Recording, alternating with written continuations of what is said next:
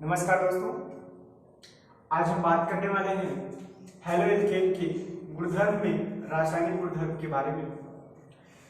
यह class 12 chemistry unit 10 का video number 3 है। इसमें पहला रासायनिक गुणधर्म यानी कि CX आबंध की प्रकृति। पहले जान लेते हैं CX आबंध होता क्या है। जैसे मान लो CH3Cl है, इसको हम इस प्रकार से भी लिख सकते हैं C single bond Cl single bond hydrogen single bond hydrogen single bond hydrogen. तो हमसे कह रहा है CX यानी ये वाला जो बॉन्ड है, ये जो बॉन्ड है इसकी प्रकृति को पूछ रहा है, CX आबंध की प्रकृति। तो पहली बात जानिए दोस्तों कि जो CX आबंध होता है वो ध्रुवीय होता है। कैसा होता है? ध्रुवीय होता है। इसका कारण क्या है कि जो यहाँ पे हाइड्रोजन जुड़ता है, यहाँ पे जो हाइड्रोजन जुड़ता है फ्लोरीन क्लोरीन ब्रोमीन आयोडीन, आपको पता होना चाहिए हाइड्रोजन बहुत अधिक विद्युत ऋणात्मक तत्व होते हैं और सभी हाइड्रोजन जो होते हैं वो कार्बन से अधिक विद्युत ऋणात्मक। विद्युत ऋणात्मक होने का तात्पर्य यह है कि जो ये सहसंयोजक आबंध बना है इसमें जो इलेक्ट्रॉन भाग लेते हैं सहसंयोजक आबंध के निर्माण में, इनको अपनी तरफ खींचने की शक्ति हाइड्रोजन में ज्यादा होती है। तो यहाँ पे हाइड्रोजन क्या करेंगे, अगर यहाँ पे हाइड्रोजन X लिख दें यानी सबके लिए हो जाएगा, तो जो इलेक्ट्रॉन होगा वो हाइड्रोजन की तरफ खिसका हुआ होगा, यानी ये अपनी तरफ इस आबंध में भाग लेने वाले दोनों इलेक्ट्रॉन को खींच करके रखेगा। इस कारण से हाइड्रोजन पे आंशिक ऋणावेश और कार्बन पे आंशिक धनावेश आ जाता है। ऐसा होने से देखिए यहाँ पे प्लस चार्ज और यहाँ पे माइनस चार्ज आ गया है, इसलिए जो CX आबंध हो जाएगा उसका प्रकृति कैसी हो जाएगी? ध्रुवीय। कैसी प्रकृति हो जाएगी? ध्रुवीय प्रकृति हो जाएगी। तो पहली बात हमने यहाँ पे क्या जानी कि जो आपका CX आबंध है, CX आबंध है, उसमें इलेक्ट्रॉन किधर किसके रहते हैं? हाइड्रोजन की तरफ, इसलिए इस पे आंशिक ऋणावेश और इसमें क्या आता है? आंशिक धनावेश आता है। इसलिए कैसा बंद हो जाएगा? ध्रुवीय बंद हो जाएगा। कैसा बंद हो जाएगा? ध्रुवीय बंद हो जाएगा। देखिए इलेक्ट्रॉन की तरफ इसलिए हाइड्रोजन में बंद कैसा हो गया? ध्रुवीय बंद। क्लियर? अगली चीज जानते हैं आबंध वियोजन ऊर्जा का क्रम। हेलो एल्केन में CX आबंध जो होता है उसमें इसको तोड़ने में कितनी ऊर्जा किसमें लगती है? आबंध वियोजन ऊर्जा का क्रम।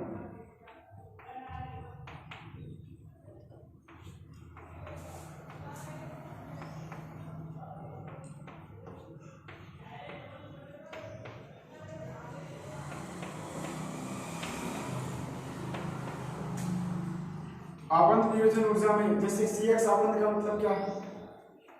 CX में कौन कौन से आ सकते हैं? तो CX में आपका आएगा CF CCl CBr CI। और आपको पता होना चाहिए फ्लोरीन सबसे अधिक विद्युत ऋणात्मक है, तो यहाँ पे जो कार्बन होगा वो फ्लोरीन की तरफ बहुत ज्यादा किसका होगा? तो इसमें बहुत ज्यादा आंशिक ऋणावेश होगा, इसमें बहुत ज्यादा आंशिक धनावेश होगा, यानी इस बांड की ध्रुवता बहुत अधिक होगी, ये मजबूत होगा। अब फ्लोरीन से जो है क्लोरीन कम विद्युत ऋणात्मक होता है, ये भी विद्युत ऋणात्मक बहुत अधिक है लेकिन फ्लोरीन की तुलना में क्या है? कम है।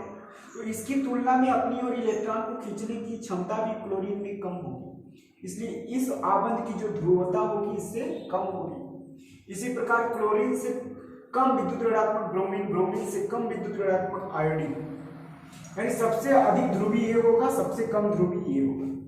आपको एक चीज पता होना चाहिए कि आबंध जितना अधिक ध्रुवीय होता है वह उतना अधिक मजबूत होता है। जब मजबूत होगा तो आबंध वियोजन ऊर्जा, आबंध को तोड़ने में लगने वाली ऊर्जा हमको अधिक खर्च करनी पड़ेगी, यानी यहाँ पे सबसे अधिक ऊर्जा खर्च करनी पड़ेगी इसको तोड़ने में, तो सबसे अधिक ऊर्जा इसमें लगेगी। इस प्रकार से कुछ क्रम प्राप्त होगा। इसके बाद अब बात करते हैं क्रियाशीलता की।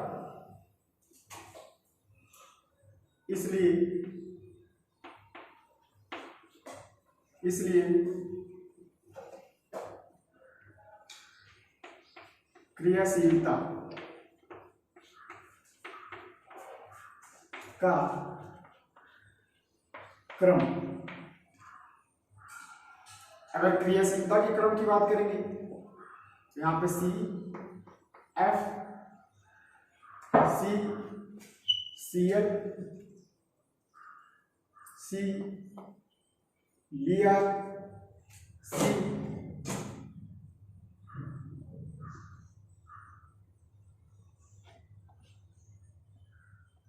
आई, ये कार्बन किस में से मिलेंगे? एल्केन में से लेंगे, एल्किल समूह से एल्केन। इसको हम क्या लिख सकते हैं? आर भी लिख सकते हैं। ध्यान समझिएगा, हमने कार्बन इसलिए लिखा ताकि आपको पता चले ये CH आबंध है।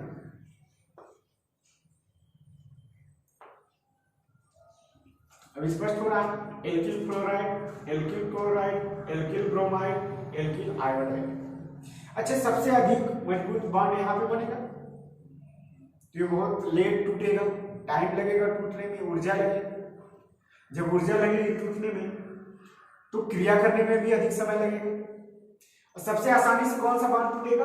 यहाँ पे से आयोडीन के साथ जो बॉन्ड बना है, जब आसानी से टूटेगा तुरंत क्रिया कर लेगा, यानी सबसे अधिक क्रियाशील कौन होगा? Alkyl iodide.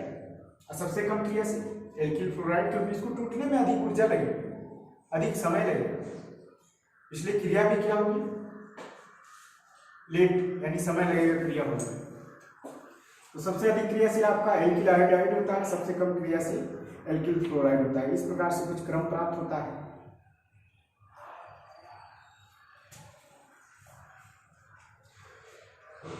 ये हो गया फर्स्ट CH आबंध की प्रकृति। अब आगे हम जानते हैं RX की अन्य अभिक्रियाओं के बारे में।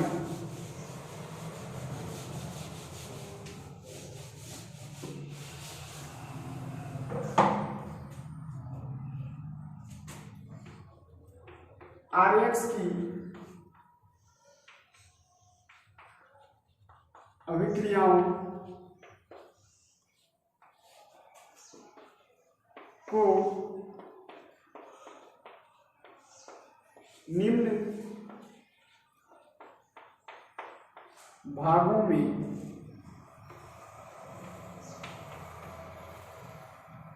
बांट सकते हैं।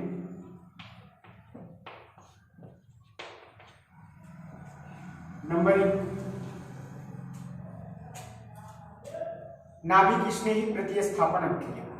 काफी इंपॉर्टेंट रिएक्शन है दोस्तों, नाभिक स्नेही प्रतिस्थापन अभिक्रियाएं।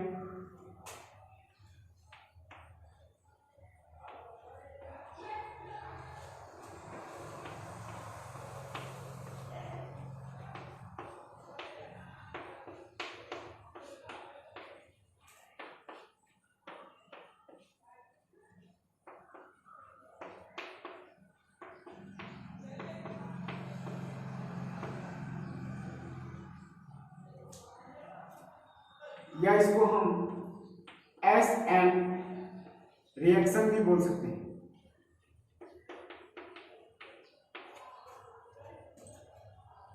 नाभिक स्नेही प्रतिस्थापन अभिक्रिया nucleophilic substitution reaction, nucleophilic substitution reaction SN reaction. नाभिक स्नेही क्या होता है? स्नेही किससे? नाभिक के प्रति, नाभिक से लगाव रखने वाला। नाभिक से लगाव कौन रखेगा? नाभिक पे होता है धनावेश, तो धनावेश की तरफ कौन आकर्षित होगा? कौन लगाव रखेगा धनावेश से? जिस पे माइनस चार्ज होगा, जो ऋणावेशित होगा।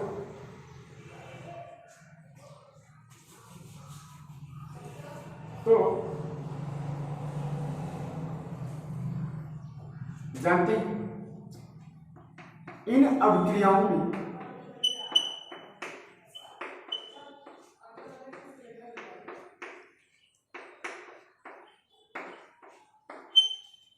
RX पर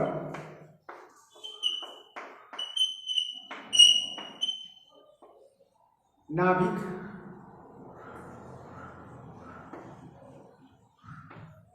स्नेही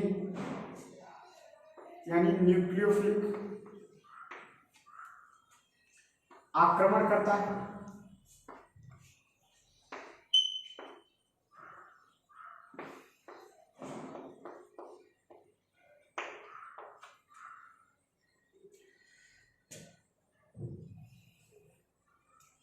अब नाभिक स्नेही कौन कौन से हो सकते हैं?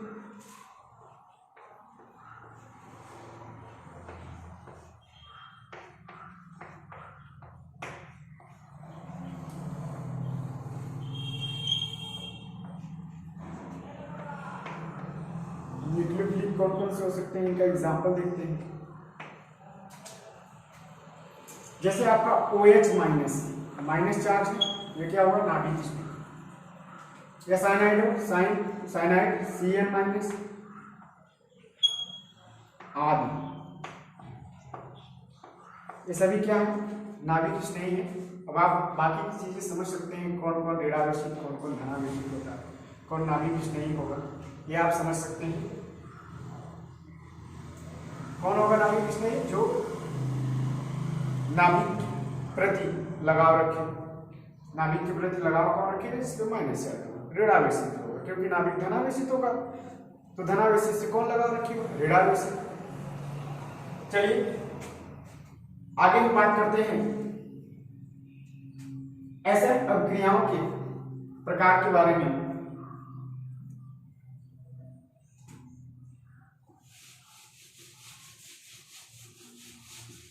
तो ऐसे अभिक्रियाएं दो प्रकार की होती हैं। नाभिक स्नेही अभिक्रियाएं दो प्रकार की होती हैं। नंबर एक होता है SN1 या एकाणुक या यूनिमॉलिक्यूलर सब्स्टिट्यूशन रिएक्शन।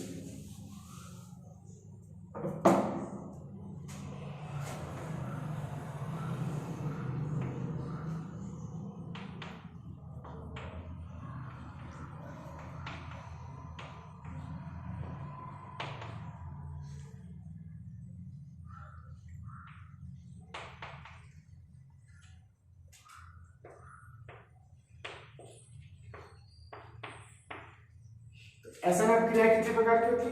दो तरह की होती है। फर्स्ट आपका होता है SN1, इसको हम कहते हैं एकाणुक नाभिक स्नेही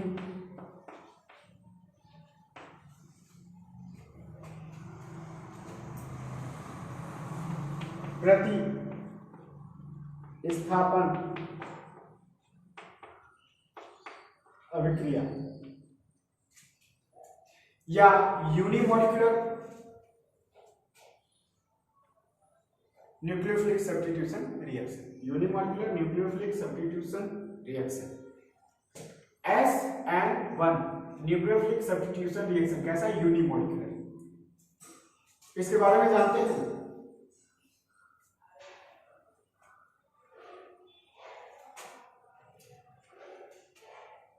इनका वेग जो होता है,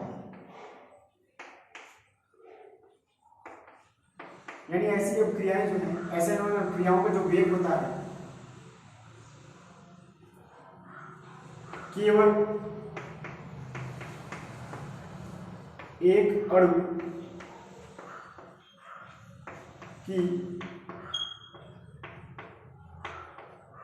सांद्रता पर निर्भर करता है।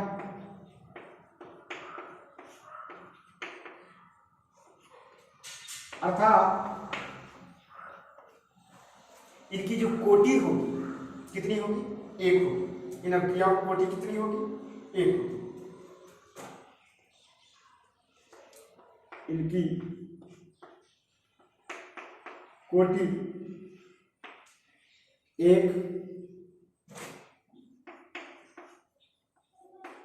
होती है। इनकी कोटि कितनी होती है? एक होती है।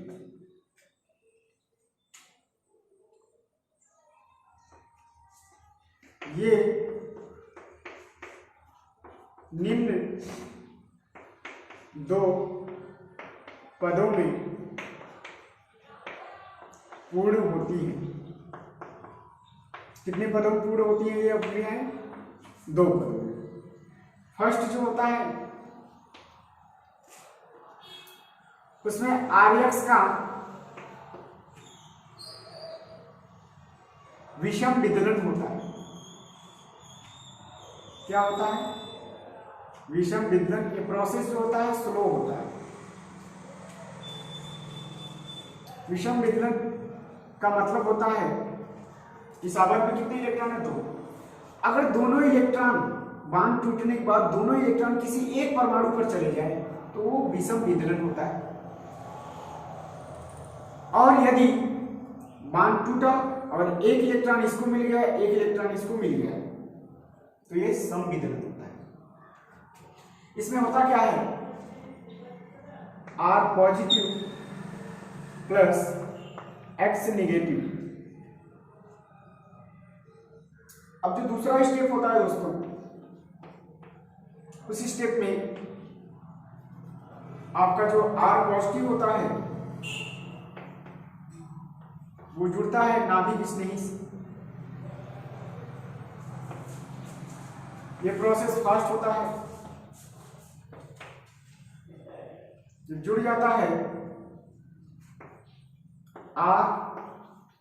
RNU,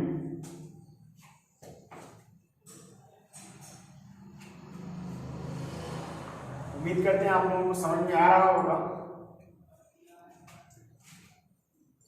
देखिए कौन सा पद स्लो है? प्रथम पद इसका क्या है? स्लो है, धीमा। तो रासायनिक बलगतिकी में आपने पढ़ा होगा कि जिस अभिक्रिया में कई पद होते हैं तो उसका वेग उस पद पर निर्भर करता है जो पद कैसा हो? स्लो। यानी कि हम कह सकते हैं कि इनका वेग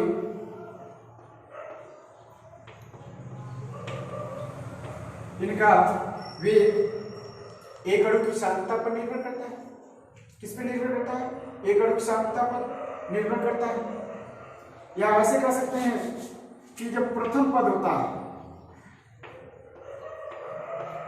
वो कैसा है? स्लो है। प्रथम पद कैसा है? स्लो है। इसलिए ये पद कैसा होगा? वेग निर्धारक पद होगा। यानी वेग इसी से पता चलेगा अभिक्रिया का।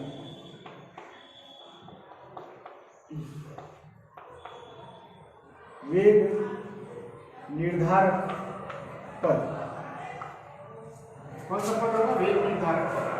क्योंकि अभिक्रिया जो है 2 पदों में हो रही है। पहला पद स्लो है तो पहले पद स्लो है, तो इसलिए इसी पे जो है इस अभिक्रिया का वेग निर्भर करेगा।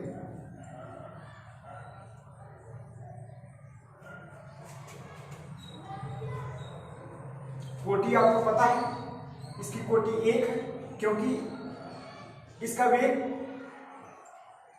केवल एक अणु की सांद्रता पर निर्भर कर रहा है। तो यहां पे हम अभिक्रिया का वेग अगर निकालना चाहें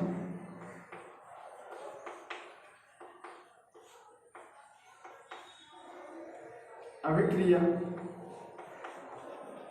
का वेग, या इसे जो है हम अभिक्रिया की दर भी बोल सकते हैं, R से दिखाते हैं, रेट ऑफ रिएक्शन बोलते हैं। समानुपाती होगा किसकी सांद्रता पर? Rx की सांद्रता पर। Rx की सांद्रता के समानुपाती। या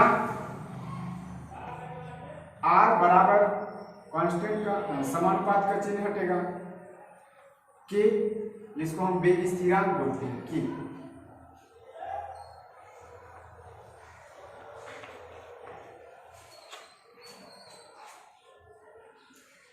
उम्मीद करते हैं आप लोगों को समझ में आ रहा होगा। अब आगे की बात करते हैं। एक एग्जाम्पल के माध्यम से इस अभिक्रिया को हम समझते हैं।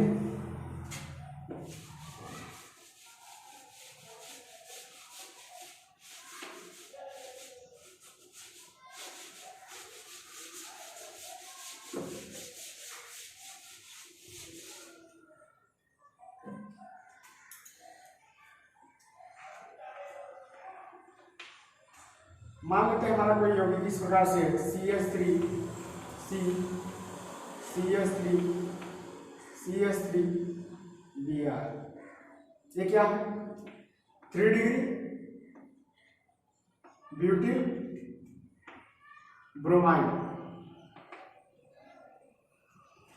अगर इससे OH माइनस से क्रिया करवा दें तो होगा क्या CH3 C OH CH3 CH3, ये वाला निकलेगा और ये जुड़ेगा प्लस Br निगेटिव। ये क्या है 3 डिग्री। अब 3 डिग्री क्यों कह रहा है क्योंकि ये कार्बन कैसा है 3 डिग्री है, टर्सरी है। ये कार्बन अन्य 3 कार्बन से जुड़ा है 3 डिग्री कार्बन, इसलिए 3 डिग्री ब्यूटिल 4 कार्बन के लिए ब्यूटिल एल्कोहल OH, ठीक है।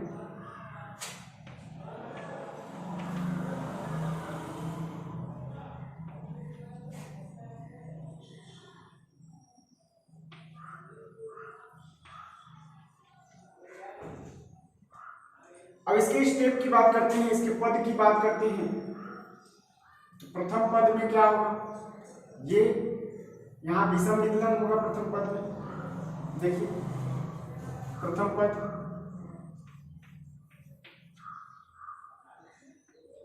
CH3 C CH3 CH3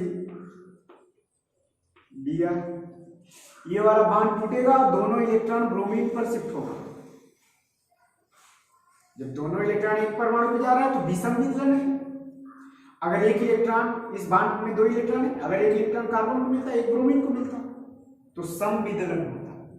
क्योंकि यहाँ पे दोनों इलेक्ट्रॉन ब्रोमीन को मिल रहा है तो ये विषम विदलन है। ये पद कैसा होता है स्लो होता है। यहाँ पे हो क्या रहा है विषम विदलन, बांड टूट रहा है। विदलन का मतलब टूटना होता है, बांड किस प्रकार टूट रहा है विषम विदलन की तरह टूट रहा है, दोनों इलेक्ट्रॉन ब्रोमीन को मिल रहा है। हमको मिलेगा क्या CH3 C CH3 CH3 plus Br negative प्रथम पद। अब ये क्या हो जाएगा पॉजिटिव हो जाएगा कार्बन, क्योंकि एक इलेक्ट्रॉन जो है कार्बन का कहाँ चला गया ब्रोमीन के पास चला गया ना। 2 का इलेक्ट्रॉन था यहाँ पे, एक कार्बन का एक ब्रोमीन का, और दोनों इलेक्ट्रॉन ब्रोमीन के पास चला गया। तो ब्रोमीन ने एक इसका इलेक्ट्रॉन लिया, इसलिए ब्रोमीन पे माइनस, इसने अपना एक इलेक्ट्रॉन ब्रोमीन को दिया, इसलिए कार्बन पे क्या हो गया प्लस हो गया। सेकेंड स्टेप में नाभिक स्नेही, यहाँ इसको हम कार्बोधनायन बोलते हैं, कार्बोधनायन या कार्बोकैटायन या एनायन।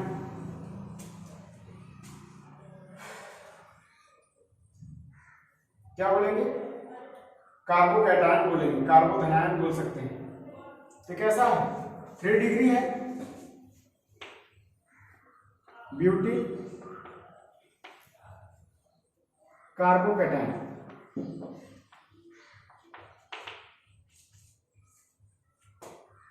सेकंड पद देखते हैं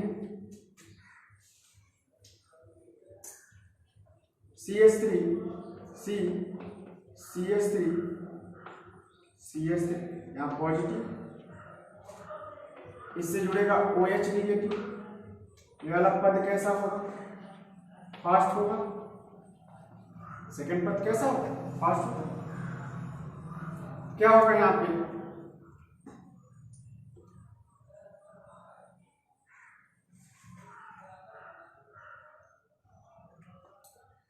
होगा ये CH3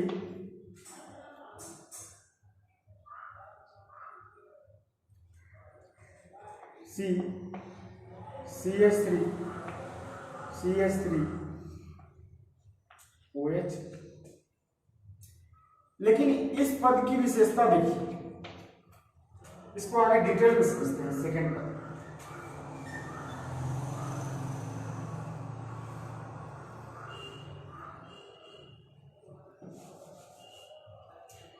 यहाँ तक स्क्रीनशॉट ले लीजिए। आगे देखते हैं दोस्तों नोट में, कार्बोधनायनों का स्थायित्व SN1 अवक्रिया के लिए, SN1 रिएक्शन के लिए। ये देखिए कार्बन, कार्बन क्या है, प्लस चार्ज है, इससे जुड़ा है 3 हाइड्रोजन।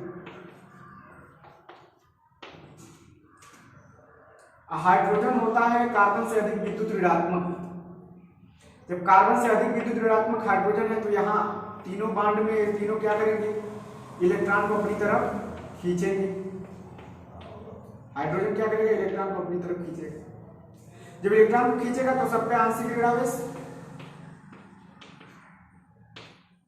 जब इन पे आंशिक ऋणावेश आएगा तो इस पे धनावेश बढ़ेगा कि नहीं बढ़ेगा, बढ़ेगा। अब समस्या क्या है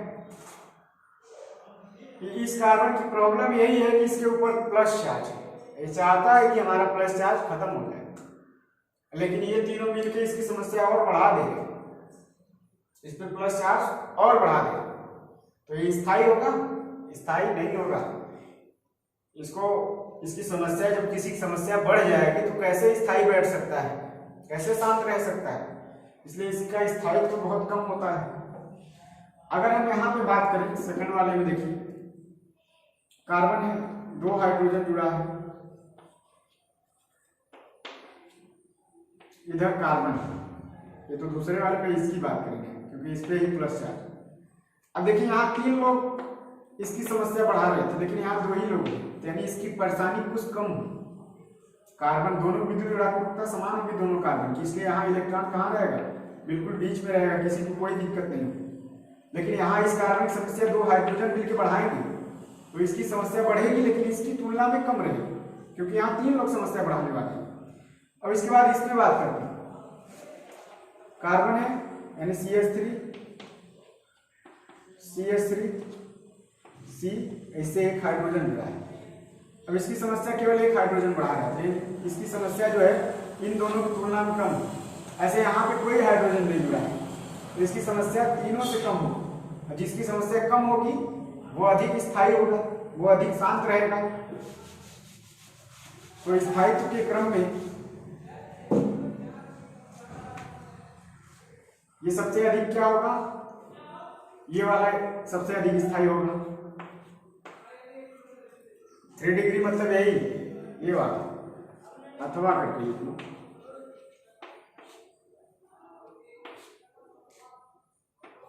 इस प्रकार का क्रम मिलेगा। अभी हमने बताया कौन सबसे अधिक स्थायी होगा, ये वाला, सबसे कम स्थायी ये। आगे बात करते हैं क्रियाशीलता। इसलिए क्रियाशीलता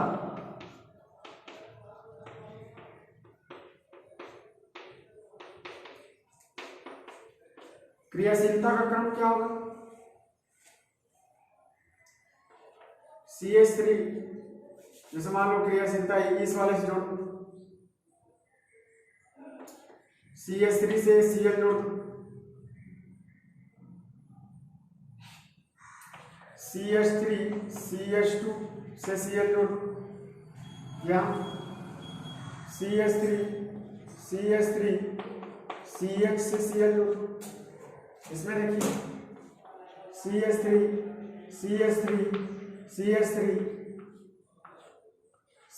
Cl, सबसे अधिक स्थायी होगा तो सबसे अधिक क्रियाशील भी वही होगा। ठीक, स्थायित्व के साथ क्रियाशीलता बढ़ जाती है।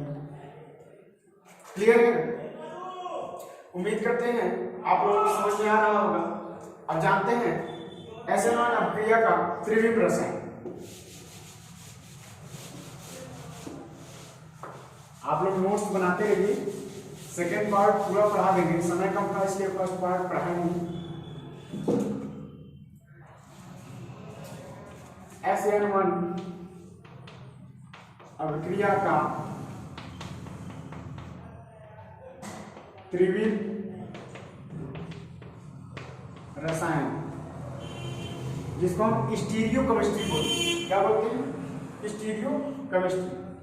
एक एग्जांपल के माध्यम से समझते हैं। मान लो कार्बन है, कार्बन से हाइड्रोजन जुड़ा है, CH3 जुड़ा है,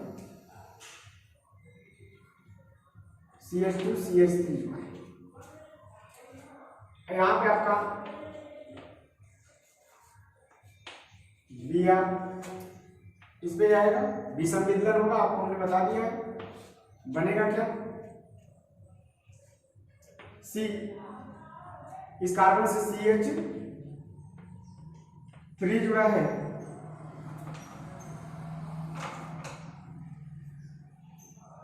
आयनन हो रहा है तो उत्क्रमणी होगी अपक्रिया। यहां पे हाइड्रोजन जुड़ा है और CH2 CH3 जुड़ा है। अब होगा क्या कि इस पे प्लस चार्ज आ जाएगा, Br पे माइनस चार्ज। ये तो फर्स्ट स्टेप का स्टीरियोकेमिस्ट्री, त्रिविमीय रसायन फर्स्ट स्टेप। अच्छा, इस कार्बन का संकरण क्या होगा, संकरण, इस कार्बन के कितने सिंगल बॉन्ड है, 3। सिंगल बॉन्ड सिग्मा होते हैं, एक सिग्मा S में जाएगा, 2 सिग्मा P में जाएगा। देखो, एक सिग्मा S में, 2 तो P में चला गया, sp2 संकरण। एक सिग्मा, 2 सिग्मा, 3 सिग्मा है ना, तो एक S में जाएगा, एक P में, एक P में, sp2। संरचना कैसी होगी, समतली त्रिभुजाकार।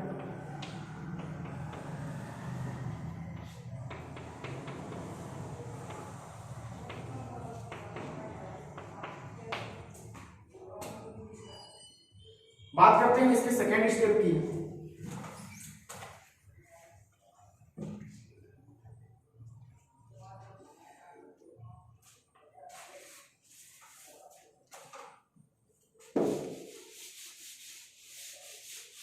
फर्स्ट स्टेप था, अब सेकेंड स्टेप की बात करते हैं।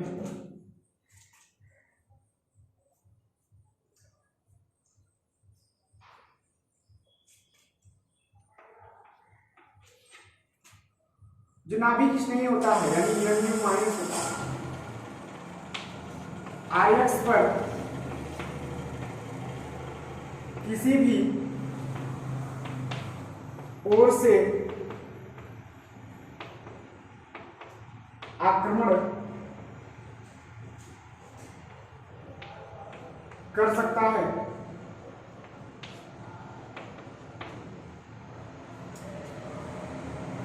इसलिए 50% D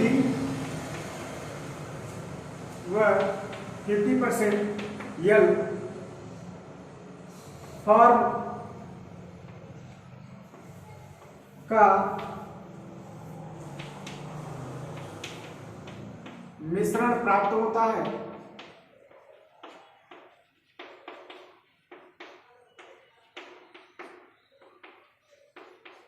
जिसे रैसमिक मिश्रण कहते हैं।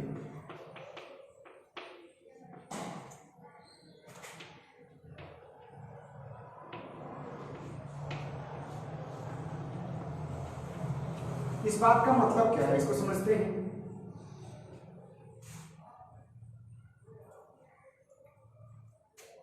हमारे पास कार्बोदनायन क्या मिला था हमको, कार्बन, कार्बन से हाइड्रोजन अटैच था, यहाँ CH2 CH3, ऊपर CH3, यहाँ पे पॉजिटिव। अगर नाभिक स्नेही इधर से आक्रमण कर दे, इधर पीछे से,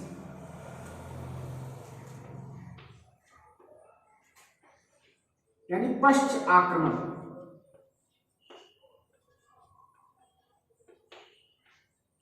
पीछे से आक्रमण कर दिया तो पीछे ही जुड़ेगा, कुछ इस प्रकार से। OH जुड़ गया किससे, कार्बन से, CH3 हाइड्रोजन है, उधर जाएगा, CH2 CH3, ये जो फॉर्म मिलता है D+ फॉर्म होता है। एक्चुअल में है क्या ये? 1 2 3 4। 2 पे कौन जुड़ा है? 2 पे OH ग्रुप जुड़ा है, यानी इसको हम कह सकते हैं 4 कार्बन वाला है तो ब्यूटेन।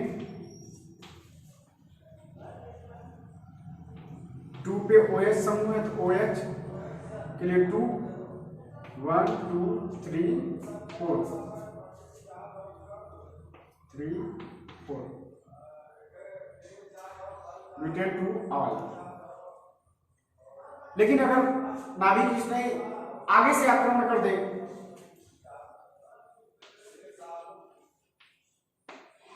अग्र आक्रमण कर दे,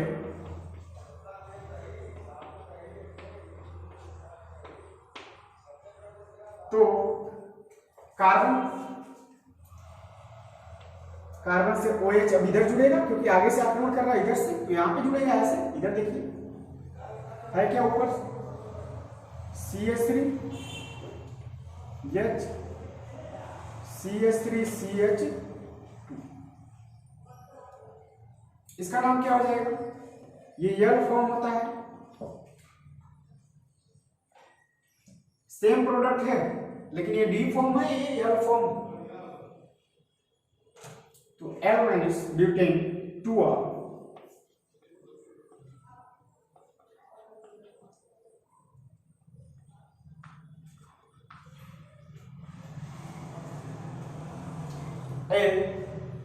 SN1 अपक्रिया का त्रिविम रसायन हमने जाना। अब हम जानते हैं SN1 अपक्रिया के पश्चिमी प्रमाण, यानी क्या क्या होगा कि हमें लगेगा कि SN1 अपक्रिया हो रही है। ये जो डी फॉर्म और यल फॉर्म मिल रहा है ये आइसोमेरिज्म है, समावयवता है, प्रकाशिक समावयवता। आपने क्लास 11th में पढ़ा होगा, वहां से ये चीजें बताइए आपको।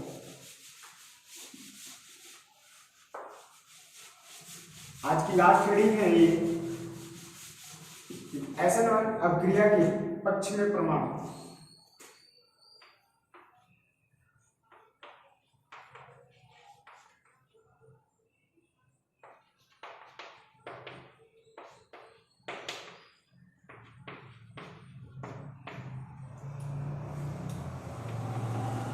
निम्न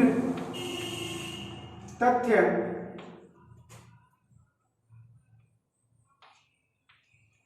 SN1 अभिक्रिया के होने को दर्शाते हैं।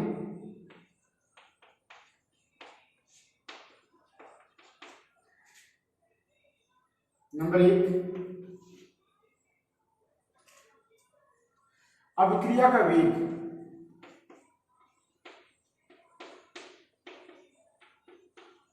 R बराबर मिलता है KRX। नंबर 2, रेशमिक मिश्रण बनता है, यानी 50% D और 50% L फॉर्म। ये क्या होता है? रेशमिक मिश्रण। रेशमिक मिश्रण का बनना। नंबर 3,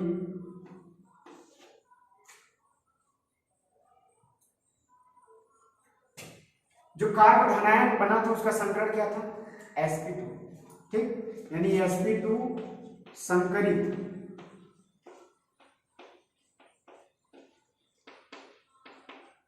कार्ब धनायन का बनना।